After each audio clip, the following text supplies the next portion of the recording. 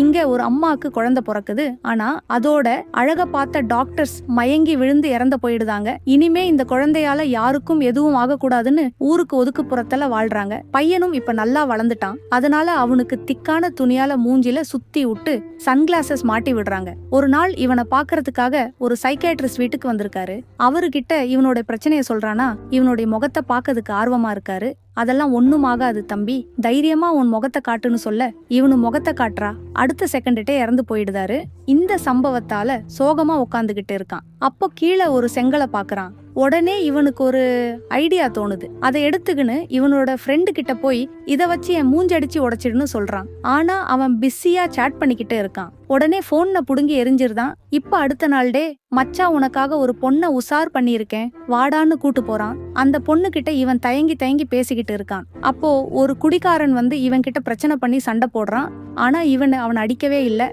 இதனால அந்த பொண்ணு நீ எதுக்குமே லாக்கி இல்லைன்னு அங்கிருந்து கோவமா போயிருதா.